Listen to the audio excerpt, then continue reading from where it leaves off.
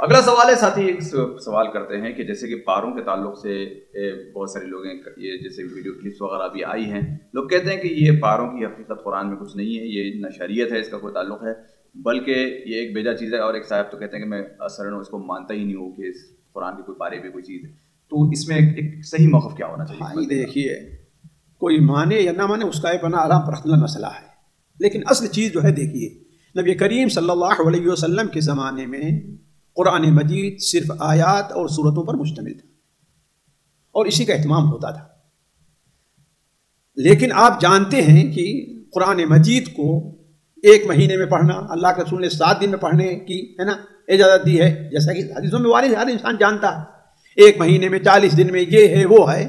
تو قرآن مجید کے سلسلے میں اس کی تقسیم مختلف اعتبار سے یہ عصور متقدمہ میں بھی رہی ہے.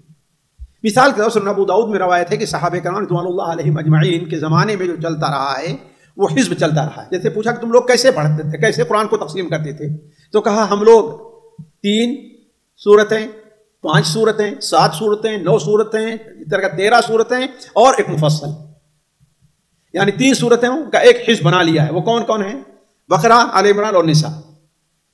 پھر اس کے بعد دوسرا حزب بنایا، اس میں 5 سورتیں رکھی، 5 سورتیں رکھی، المائدہ، الانعام، الاعراف، الانفال اور برات. اس طریقے سے، تو اس طریقے سے ان کے ہاں، صحابہ کے ہاں تقسیم رہی ہے.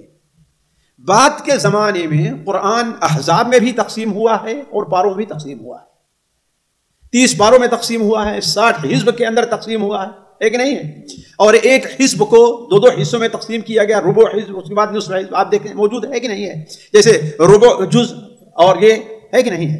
تو یہ چیز جو ہے بعد میں علماء کے یہاں چلی آ رہی ہے، لیکن اس کی کوئی متعینہ تاریخ نہیں کہی جا سکتی. بعض علماء نے کہا کہ حضرت عثمان غنی رضی اللہ تعالیٰ عنہ نے جب قرآن کو جمع کیا تو اسے 30 پاروں میں رکھا تاکہ وہ ہر روز 1 پارہ پڑھنے کا معاملہ ہو جائے. لیکن مشکل اس میں یہ ہے کہ اس میں معنی کا لحاظ نہیں کیا گیا ہے. بسا اوقات بعض جگہ تو بالکل آدھا، جیسے ہوا پر والمحصنات من النساء وَاعْلَمُوا أَنَّمَا غَنِمْتُمْ، ہے کہ نہیں ہے، یعنی گویا کہ یہ کلام مرتبط ہے کس سے؟ قبل سے. تو اس بارے میں بعض علماء کہتے ہیں کہ حروف کا لحاظ کیا گیا، حروف کو گنا ہے، اس کے بعد اس کو تقسیم کیا، واللہ عالم. لیکن یہ ہے کہ وہ 30 میں کب تقسیم ہوا ہے. اور بعض علماء کہتے ہیں کہ حجاج ابن یوسف نے جب قرآن مجید پر یہ مثلا اعراب وغیرہ لگوانے کا یہ مسئلہ آیا ہے تو اس زمانے میں کوفہ یا بصرہ کے اہل علم نے اسے آسانی کے لیے 30 پاروں میں تقسیم کیا ہے. تو علی کل حال یہ چیز محل اجتہاد ہے، لیکن کسی عالم نے اس میں یہ رد نہیں کیا کہ ہمیں یہ بدعت ہو گیا ہے، اس کو مانا نہ جائے، ہے کہ نہیں ہے. اصل چیز کیا ہے، یہ لوگوں کی آسانی کے لیے ہے. اگر کوئی آدمی اس کا اہتمام کرتا ہے، جیسے آپ دیکھیں یہاں پر بعض لوگ کہتے ہیں کہ عرب میں نہیں پایا تھا، بالکل غلط بات. آپ دیکھیں یہاں پر بھی ہے، یہاں پر الگ تقسیم بھی ہوگا، جز تبارک ہے، جز قد سمع ہے کہ نہیں ہے. آپ یہاں دیکھیں گے جز العمہ ہے، سر الگ الگ، یعنی یہاں بھی اجزاء. اور جو قرآن یہاں چھپتے ہیں وہاں بھی دیکھیں آپ اجزاء کا لحاظ کیا گیا ہے. البتہ فرق آپ یہ دیکھیں گے کہ بعض جز جو ہے ہمارے ہندوستان پاکستان کے اجزاء سے تھوڑا سا آگے اور پیچھے کا مسئلہ ہے، 2-3 آیت کا آگے اور 2-3 آیت کا پیچھے کا مسئلہ ہے. یعنی مثال کے طور پر ہمارے یہاں جز 7واں پارہ کہاں سے شروع ہوتا ہے؟ وَإِذَا سَمِعُوا سے ہے نا، اور اس سے یہ 2-3 آیت پہلے سے شروع ہوتا ہے، اس آیت سے کہ عدو للذین آمنوا یہود والذین کیا ہے والذین، یعنی اللہ کل سے 2-3 آیت پہلے سے شروع ہوتا ہے. تو یہ چیز کیا ہے، علماء کی اجتہادی ہے. علماء نے اس کا انکار اس لیے نہیں کیا کہ اصل میں اس کا مقصد تعبد نہیں ہے. تعبد کیا ہے؟ اصل قرآن مجید کا پڑھنا ہے. اب انسان آسانی کے لیے اس میں ہو رہا ہے، اس نے کس میں تقسیم کر لیا ہے؟ پاروں میں. ٹھیک، کوئی حرج نہیں. لیکن اسے کوئی آ کر کے بدعت کہہ دے کہ ہاں ایسا ماننا ہی نہیں، نعوذ باللہ من ذالک، یہ تو بلا وجہ کی دلیری ہے. کسی عالم نے نہیں کہا کہ ہمیں اس کو ماننا ہی نہ جائز ہے.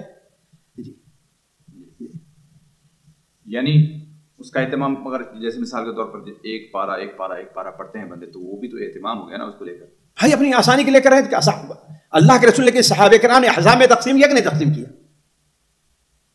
اللہ کے رسول صلی اللہ علیہ وسلم ثابت نہیں ہے، لیکن کہا بھائی 3 سورتوں کو الگ رکھا، 5 کو الگ رکھا، پھر 7 کو، پھر 9 کو الگ رکھا. تقسیم کیا کہ نہیں اپنی آسانی کے لیے؟ وہ تقسیم تو صورتیں ہیں، وہ تو پھر تو مسنون بھی ہو گئی. مسنون کیسے ہو گئی؟ مسنون کیسے ہو گئی؟ مسنون اللہ کے رسول سے نصاً یہ ثابت ہو. تو اللہ کو لحاظ یہ صرف کیا اپنی آسانی کے لیے ہے، لیکن اس میں بھی آسانی جو پارہ ہے اس کا لحاظ یہ رکھے کہ جہاں معنی پورا ہو رہا ہے. جیسے مثال تو 14واں پارہ جو ہمارے یہاں شروع تو بہت بے تکا ہے، ربما یود، اس سے پہلے ایک آیت کو چھوڑ دیا جا رہا ہے کہ نہیں ہے؟ تو قاری لوگ اس کا اہتمام کریں، یعنی بجائے ربما سے کرنے پہلے کیا کریں، اس سے الف لام را سے وہاں سے شروع کریں، اتی امر اللہ فلا تستعجلوہ سے شروع کریں، اتی امر اللہ فلا تستعجلوہ. جی یہ بھی تو پھر غلط ہوا نا شاید اس طریقے سے. اللہ کے بندے غلط اس کو کوئی شریعت سمجھ رہا ہے جو غلط ہوگا، وہ اسے کوئی عبادت سمجھ رہا ہے، اس کو کوئی عبادت نہیں سمجھ رہا ہے. عبادت نہیں، لیکن اب کون آدمی اتنا مانا سمجھے گا؟ بہت سارے لوگ بھائی جو نہیں سمجھ لا یکلف اللہ نفسا الا وسعہا، تو جو قانون کی تقسیم وہ لوگ گنہگار نہیں ہوں گے؟ نہیں گنہگار ہوں گے. انہوں نے اجتہاد کیا، ان کا اجتہاد یہیں پر رہا. اللہ کے رسول نے مجتہد کو گنہگار قرار دیا ہے کہ لائق ثواب قرار دیا ہے. تو وہ اجتہاد اگر غلط ہے تو اس کو چھوڑا بھی جاتا ہے. تو ٹھیک ہے آپ چھوڑ دیا، آپ کو مجبور کون کر رہا ہے؟ آج بھی وہ پرنٹنگ چلتی ہے بھائی، چل رہی، اسی میں لوگوں نے آسانی سمجھا، اس میں کوئی خرابی نہیں سمجھا. وہ خرابی نہیں ہے جیسا بھی آپ نے کہا کہ ربما دوسری جگہ بھائی بڑا بے تکا ہے. بھائی عام طور پر جو قرآن اس کا لحاظ کرتے ہیں وہ وہاں سے شروع، پہلے آئے سے شروع کر دیتے ہیں. ایک اجتہادی چیز ہے، اس کو اتنا بڑا مسئلہ بنا لینا جو ہے کہ نہیں ہے، اور اس سے امت کو ورگلانا ہے. قرآن اس سے کیا ہوگا؟ عوام لوگ کیا ہوں گے؟ خود قرآن کے بارے میں بدن ہونا شروع ہو جائیں گے. ایک ایسی چیز جو ہے جس کی کوئی ضرورت نہیں بلا کہ وہ عوام میں چھیڑا جائے. جب بعد ایسے لوگ ہوتے ہیں وہ صرف اپنی علمیت کو اجاگر کرنے کے لیے، لوگوں عوام پر اپنا اثر ڈالنے کے لیے ایسے ایسے نقطے لے آتے ہیں کہ لوگ سمجھے کہ ہاں یہ تو ایسی بات کہی جاتا ہے، کسی نے بات کہی نہیں ہے. حالانکہ مفسرین نے جہاں اس موضوع کو یا قرآن نے چھیڑا ہے، اس موضوع کا ذکر کیا بھی ہے یہ پاروں کے بارے میں پھر نہیں. لیکن یہ ہے کہ علماء یہ جانتے ہیں کہ ہر موضوع کو ہر ایک کے سامنے نہیں رکھا جاتا. سامعین اکرام، ہمارے علمی اور عوامی دروس اور سوال و جواب کی مجلسوں سے آپ خود بھی مستفید ہوں اور اپنے دوست و احباب کے ساتھ بھی شیئر کریں. عین ممکن ہے کہ آپ کے شیئر سے کسی کی اصلاح اور آپ کے لیے صدقہ جاریہ بن جائے. واٹس ایپ پر اسلامک میسج حاصل کرنے کے لیے نمبر نوٹ فرمائیں: یعقوب عزیز 00966 5089 59707.